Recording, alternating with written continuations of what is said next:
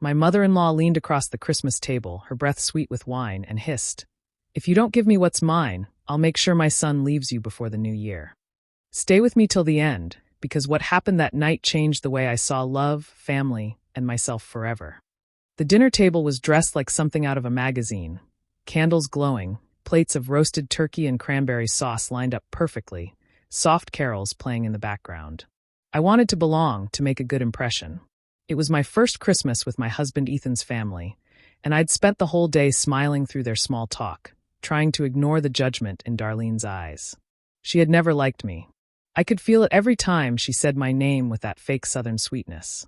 But I thought, maybe tonight things would be different. Maybe Christmas could melt her heart a little. When Ethan went to refill his wine glass, Darlene leaned close. Her perfume was strong, her tone sharper than the knife beside her plate. "That bracelet on your wrist," she whispered. "It's not yours.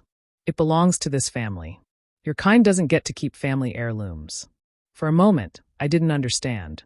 The bracelet, a gold band with tiny emerald stones, was my mother's. She'd given it to me before she passed away, saying, "Never let anyone take this from you. It carries strength." I swallowed hard. "This belonged to my mother," I said softly, trying not to cause a scene. But Darlene smiled coldly. "You mean the one who married above her station? It's time you handed it back. It was a gift from my late husband to her, and therefore, it's ours." The table went silent. Everyone was watching. Ethan froze halfway through pouring his drink. I waited for him to say something, anything. But he just looked down at his plate. My heart broke right there between the Christmas lights and the glittering ornaments. I wanted to disappear, but pride held me still. "With all due respect, ma'am," I said, my voice shaking, "this bracelet is mine. My mother gave it to me, and no one is taking it away." Darlene's smile vanished. "Then you'll regret it, girl," she hissed, loud enough for everyone to hear. The air in the room turned heavy. The carols felt mocking now, the warmth from the candles burning too hot. I pushed my chair back, quietly gathered my things, and stood. "Zara," Ethan began, but I didn't wait. I walked out into the cold December night, the bracelet gleaming faintly on my wrist, a reminder of the woman I refused to let die inside me. That night, I realized Christmas wasn't about family for everyone. For some, it was just another battlefield dressed in red and gold. I drove home from the dinner with tears blurring my eyes and the cold wind biting through my coat. Ethan sat beside me in silence, his hands tight on the steering wheel. I wanted him to say something, anything that would make the humiliation sting less, but he didn't. The silence between us was louder than Darlene's cruel words. When we got home, I went straight to the bedroom. I took off the bracelet and placed it gently on the nightstand. My hands were trembling, not from fear, but from disbelief. How could a night meant for family turn into a war zone? Ethan walked in later, still quiet, loosening his tie as if nothing had happened. "She embarrassed me in front of everyone," I said finally, my voice small. "You just sat there and let her do it." He sighed, avoiding my eyes. "Zara, my mom just gets emotional. You shouldn't take everything she says so seriously." I laughed bitterly. "Emotional? She called me a thief, Ethan. She said I stole from her family." He rubbed his temples. "You could have just given her the bracelet to keep the peace." That sentence broke something inside me. The peace he spoke of was always at my expense. His peace meant my silence. The next morning, Darlene's version of the story spread through the family chat group like wildfire. One of Ethan's cousins messaged me privately, saying she hoped I'd return what wasn't mine. My heart sank. Darlene had twisted everything. Now everyone believed I'd stolen a piece of jewelry. Ethan didn't defend me. He told me to let it blow over. But I couldn't. Every time I looked at him, I saw a man who had chosen comfort over truth. That evening, I sat alone in the living room, the lights dim, my mind replaying every moment of that awful dinner. Then I heard Ethan's voice coming from the study. I was about to walk in when I realized he was on the phone. "Mom, I told you she'd overreact," he said softly. "You shouldn't have said it at the table, but yeah, she'll calm down." My heart pounded. I held my breath, standing in the dark hallway. "Yes," he continued. "I saw the bracelet. I knew you wanted it. I thought she'd just give it up to avoid drama." The phone call ended. I stepped back quietly, my chest tight, tears filling my eyes again. He knew. He had known all along about the ambush, about his mother's plan. When he finally came out of the study, I was sitting on the couch, staring blankly at the Christmas tree. He smiled weakly, pretending nothing had happened. That night, I lay in bed beside him, his back turned to me, his breathing calm and steady. Mine wasn't. I realized I wasn't just fighting Darlene anymore. I was fighting the man who had promised to protect me, and handed me over instead. The morning after that sleepless night, I sat at the kitchen table staring at a cup of untouched coffee. The silence in the house felt heavy, almost cruel. When Ethan finally walked in, his shirt half-buttoned and eyes tired, I knew it was time to stop pretending. "Ethan," I said quietly, "how long have you known your mother wanted my bracelet?" He froze for a second, then sighed. "Zara, please don't start this again." "No," I said firmly. "Answer me." He rubbed his neck, avoiding my eyes. "She mentioned it before Christmas. She said it was part of a peace offering. I thought, maybe if you gave it to her, it would help her accept you." I stared at him, stunned. "A peace offering? You thought me giving up my mother's last gift would make your mother accept me?" He shrugged helplessly. "She's just set in her ways, Zara. I was trying to make things easier." I laughed bitterly. "For who? For me or for you?" He didn't answer. That silence told me everything. His mother had twisted him, made him believe I was the problem, not her. I could see it in his eyes. He was torn, but too weak to stand up to her. I walked past him, my heart pounding. "Ethan, I married you, not your mother. If you can't protect me from her, then at least stop helping her hurt me." He didn't follow me. The next afternoon, I was folding laundry when I heard the doorbell ring. I wasn't expecting anyone. When I opened the door, there she was, Darlene Whitford, standing on my porch in a bright red coat, smiling like a snake. "Good afternoon, Zara," she said sweetly. "I thought we could talk, woman to woman." I wanted to close the door, but something in me said to let her speak. She stepped inside without waiting for an invitation, her perfume filling the air. "I've been thinking," she began, sitting on the couch as if she owned it. "Maybe we can put this whole silly misunderstanding behind us." I folded my arms. "There was no misunderstanding. You insulted me in front of your family." She tilted her head, feigning pity. "You're young. You don't understand how families work. Sometimes you have to apologize even when you're right. It keeps peace." "Peace?" I repeated, my voice sharp. "You mean silence?" Her smile faded. "If you just apologize publicly, say you overreacted, I'll forgive you. I'll even tell Ethan to forget this nonsense about divorce." My breath caught. "Divorce?" She smirked. "Men don't like women who embarrass their mothers." That was it. I stood tall and opened the door. "You should leave." She rose slowly, her eyes cold now. "You'll regret crossing me, girl," she whispered, brushing past me. When the door shut behind her, my hands were shaking, but not from fear. Something inside me hardened that day. The realization that I wasn't dealing with a mother-in-law anymore. I was facing an enemy who wore pearls and perfume. The new year came wrapped in fake smiles and glittering lies. After weeks of silence, Darlene called and invited me to the Whitford Foundation's annual charity gala. Her voice on the phone was sugary sweet, too polished to be sincere. "It's time to start fresh, dear," she said. "The family will be happy to see you." Ethan encouraged me to go. "Mom's trying," he said, smoothing his tie. "Let's just make peace, okay?" I didn't believe her kindness, but I went for him. I told myself maybe this night could fix the cracks in our marriage. The gala was held at a grand hotel downtown, the kind of place where chandeliers sparkled like stars. Everyone was dressed to impress. Darlene greeted guests like a queen on her throne. When she saw me, her lips curved into that familiar half-smile. "Zara, you look appropriate," she said, her tone dripping with hidden venom. I forced a polite smile. "Thank you for the invitation." She leaned close. "Let's hope you behave yourself tonight." I ignored her and joined Ethan at our table. For a few hours, I tried to breathe normally, pretending everything was fine. The speeches, the music, the laughter. It all blurred together until Darlene tapped her glass with a spoon and announced a special donation presentation. She held up a large check, smiling proudly. "We are so grateful for everyone's contributions," she said. "Especially from our dear daughter-in-law, Zara Whitford." My head snapped up. "What?" I whispered. She continued. She was generous enough to pledge $10,000 for the Children's Fund. Such kindness should be celebrated. The crowd clapped politely, and I felt Ethan's confused glance on me. "Zara, when did you?" he began, but I shook my head. I hadn't donated anything. I hadn't even known about it. The next morning, chaos broke out. The check had bounced. Worse, the signature at the bottom was mine. Darlene's voice carried through the phone when Ethan called her. "I can't believe it, son. I told you she wasn't ready to represent the family. Now our name is attached to fraud. I tried to explain, but Ethan's face was hard. Zara, this looks bad. People think you forged the check. Just stay away from anything to do with money until we clear this up. It felt like a slap. He didn't believe me. His mother's plan was working perfectly. Isolate me, humiliate me, make me the problem. That night, while Ethan slept, I sat on the edge of the bed staring into the dark. My mind replayed every word Darlene had said, every smirk she'd hidden behind her pearls. It was all a setup. Quietly, I took my phone, opened the recording app, and pressed the red button. From now on, every conversation, every lie, every threat, I would keep it all. If Darlene wanted to play dirty, I was finally ready to play smarter. The days after the gala felt like living in slow motion. Whispers followed me everywhere, from Ethan's business partners' wives to church members who suddenly stopped saying hello. Darlene had spun the story so well that even strangers looked at me like a thief hiding behind nice clothes.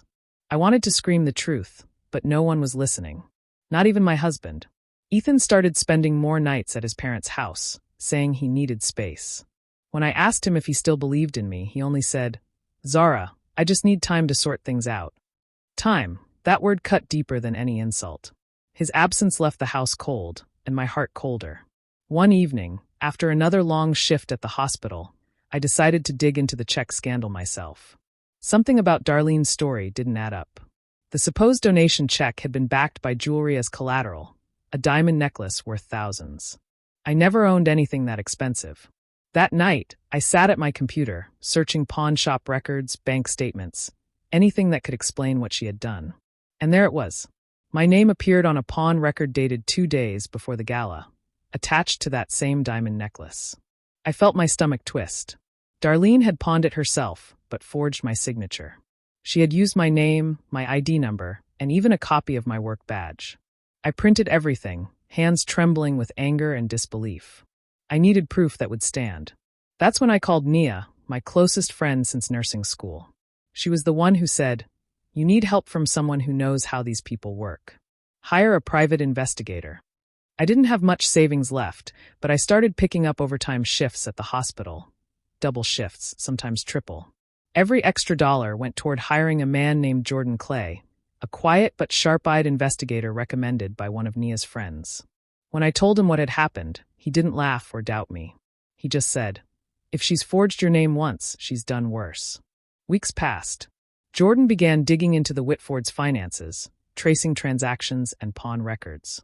Meanwhile, Ethan's distance grew into something unbearable. He'd call once a day, talk for a few minutes, and hang up before I could say much. I knew his mother was feeding him lies, and he was swallowing every word. Terrell, Nia's husband, stopped by one night with dinner. "You can't fight her with anger, Zara," he said gently. "People like her feed on your reaction. You need to hit her with truth and timing." His words stayed with me. For the first time in weeks, I stopped crying and started thinking clearly. That night, I opened a new folder on my laptop and labeled it Evidence. I saved every file, every photo, every message. If Darlene Whitford wanted to destroy me, she had just created her own blueprint for downfall, written in blood and diamonds. 2 weeks later, Jordan called me while I was on my lunch break at the hospital. His voice was calm, but I could hear the weight behind his words. "Zara, you might want to sit down for this." I slipped into an empty supply room, clutching the phone tightly. "What did you find?" I asked. He took a slow breath. "Your mother-in-law has been stealing from Ethan's business account for years. Small amounts at first, then larger ones. But here's the shocking part. She used your name to open a shadow account. Every transaction looks like you signed it." My knees went weak. "My name?" "Yes," he said. "Forged signature, fake address, everything. The bank statements are under your identity. If anyone investigates the company, it'll look like you've been stealing from your husband." I felt the room spin around me. Darlene hadn't just set me up for embarrassment. She'd planned to ruin my entire life. I pressed a hand over my mouth, trying to keep from crying. "Can you prove it's her?" I whispered.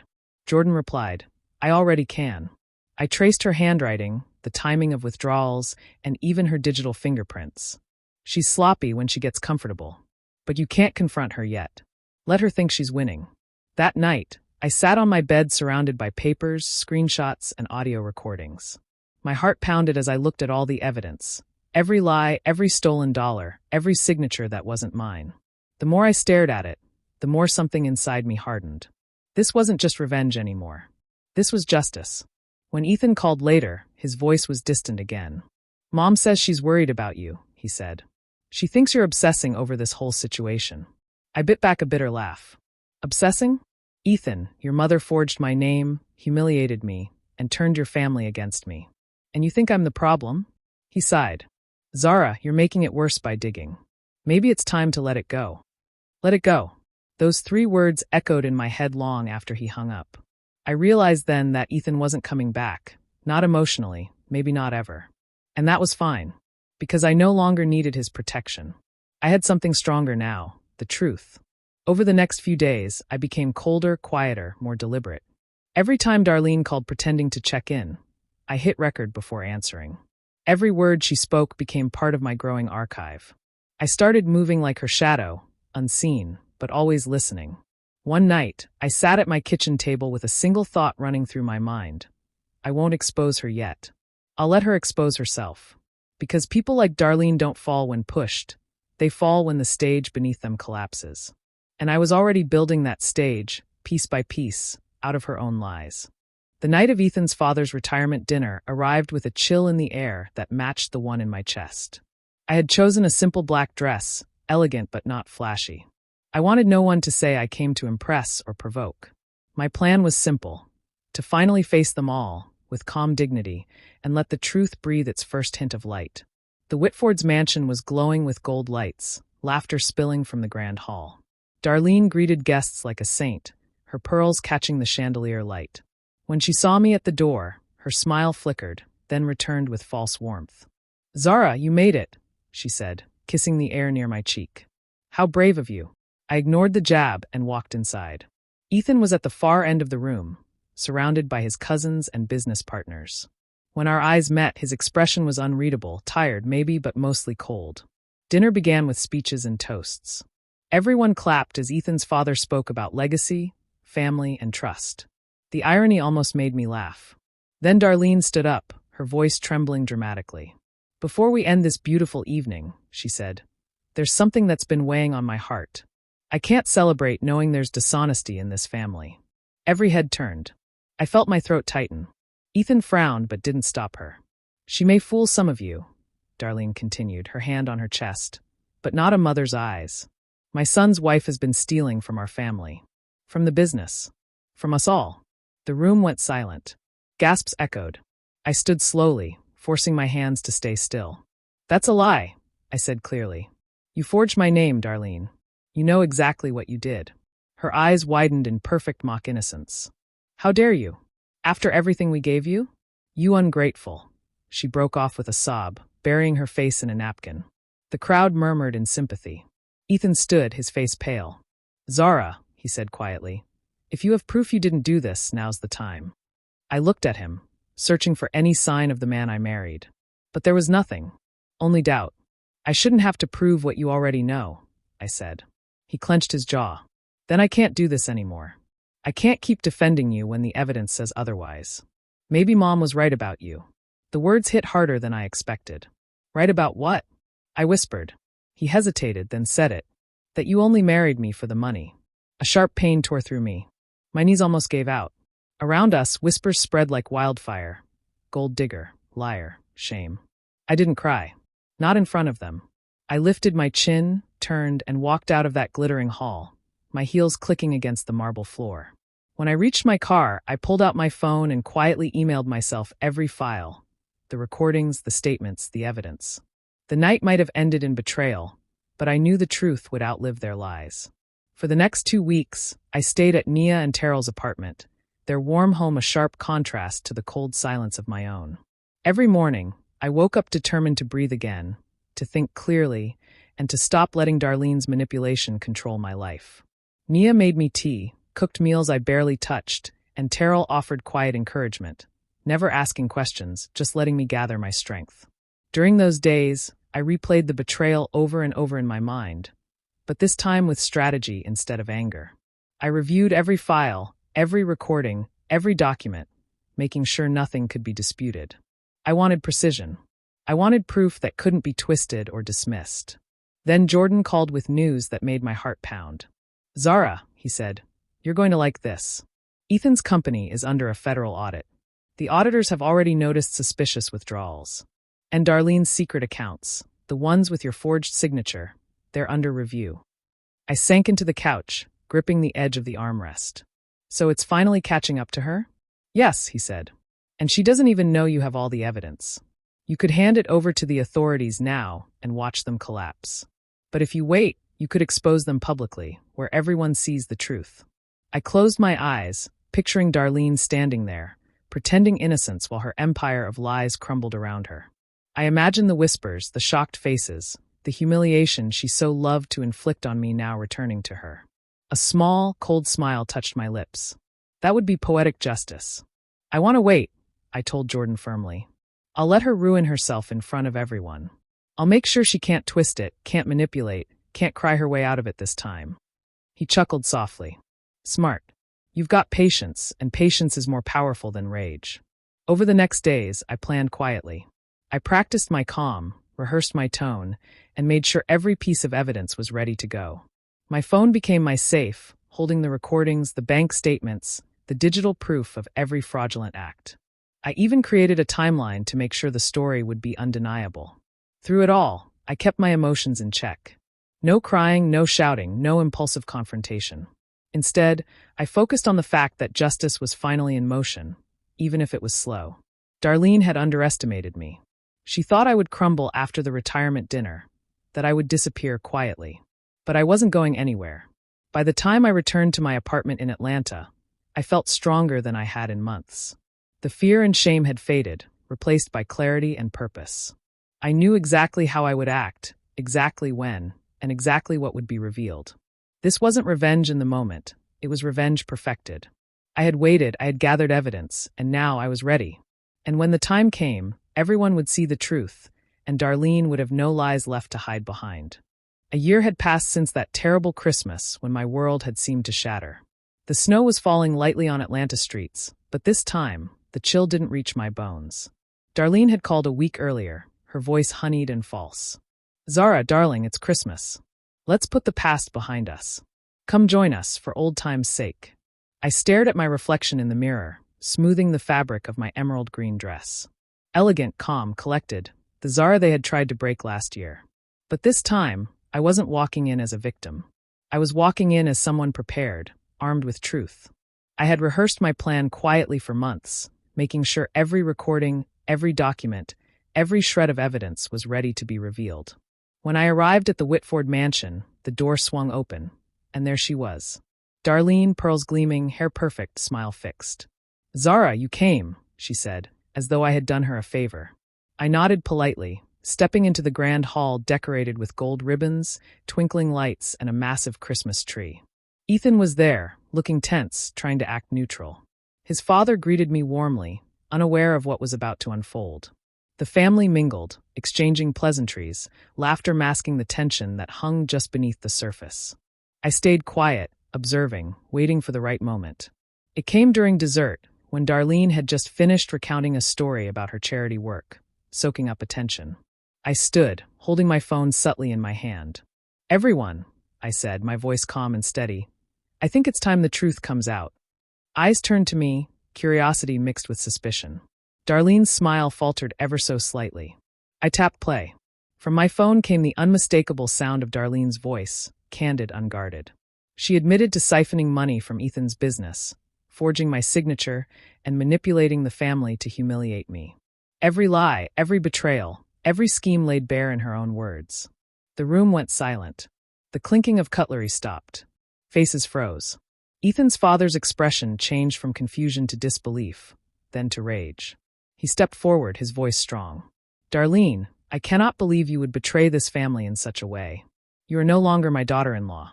Consider yourself disowned."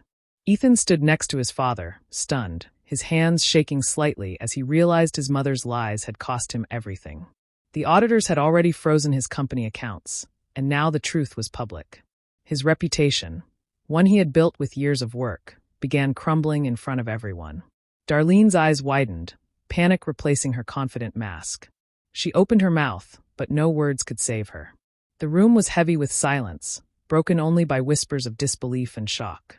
I lowered my phone and looked around at the same faces that had once turned on me. But this time, I felt nothing but calm satisfaction. The years of lies and manipulation had finally met their reckoning. I smiled slightly, turned on my heel, and walked out of that mansion, leaving the past and Darlene's empire of deceit behind me. I stepped out of the Whitford mansion and felt the cold December air on my face, crisp and liberating.